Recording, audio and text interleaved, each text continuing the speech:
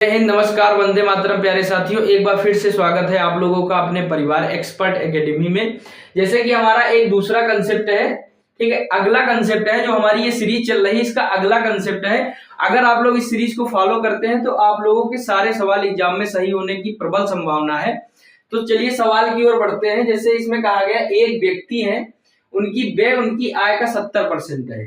तो सबसे पहले ये जान लेते हैं कि होता क्या है। देखो, जैसे कि यहाँ पे होता है इनकम। जैसे किसी की इनकम है, उसमें से अगर एक्सपेंडिचर हम लोग माइनस यानी कि व्यय, हिंदी में लिख लो। जैसे किसी की आय है, ठीक है, आय में से अगर हम लोग व्यय को माइनस करेंगे तो उसकी बचत निकल के आती। ठीक है, क्या निकल के आती? बचत। ये हमारा फॉर्मूला होता है। अब हम लोग क्या करेंगे, यहाँ पे देखते हैं। इस कह रहा है कि एक व्यक्ति की व्यय उसकी आय का 70% है। तो अगर मान लेते हैं इनकी आय 100 है तो इसका 70% क्या है? व्यय। तो जब 100 से 70 माइनस करेंगे तो 30% इसकी बचत हो जाएगी। हो गई। अब देखो क्या कह रहा है, आय में 12% की वृद्धि हुई। तो हमारी आय है, इसमें अगर प्लस 12% करेंगे, ठीक है, अगर प्लस 12% करेंगे तो ये 112 हो जाएगी। हो गई। और कह रहा है कि उसके व्यय में 7.5 की वृद्धि हुई। इधर कर लेते हैं रफली, यानी कि 7.5 को जब हम लोग फ्रैक्शन में चेंज करेंगे तो पॉइंट हटाएंगे तो 1000 हो जाएगा। 25 तिया 75 और 25 चौके 100 यानी कि 3/40 ये आया निकल के।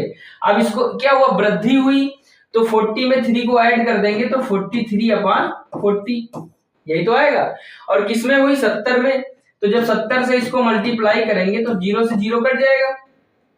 3 सत्ते 21 और उसके बाद क्या, 7 त्रिक 21, 7 चौके 28, 28 2 30, 301/4 ये निकल के आ गया।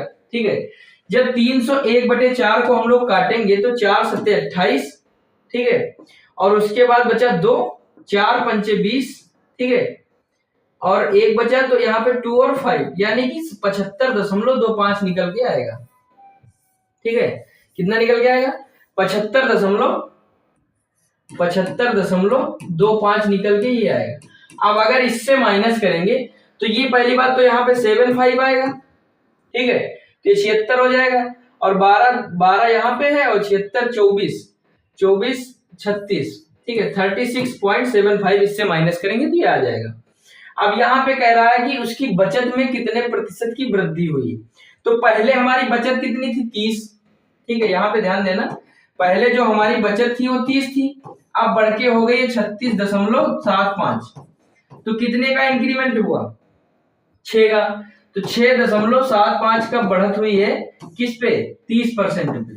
ठीक है, मल्टीप्लाई बाई 100।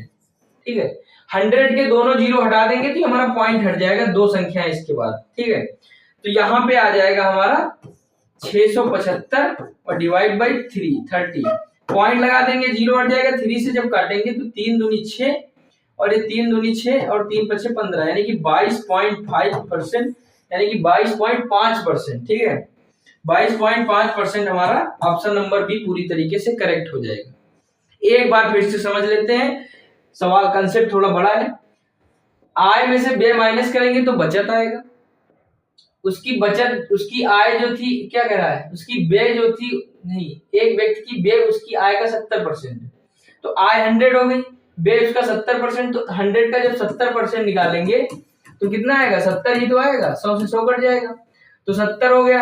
अब जब 100 से 70 माइनस करेंगे तो हमारा 30 आ जाएगा। ठीक है, बचत हो गई। अब इसमें कह रहा है आय में 12% की वृद्धि करेंगे तो 112 हो जाएगा। ठीक है, उसके बाद कह रहा है कि इसमें जो है 7.5 की वृद्धि करेंगे तो 7.5.25 आ जाएगा।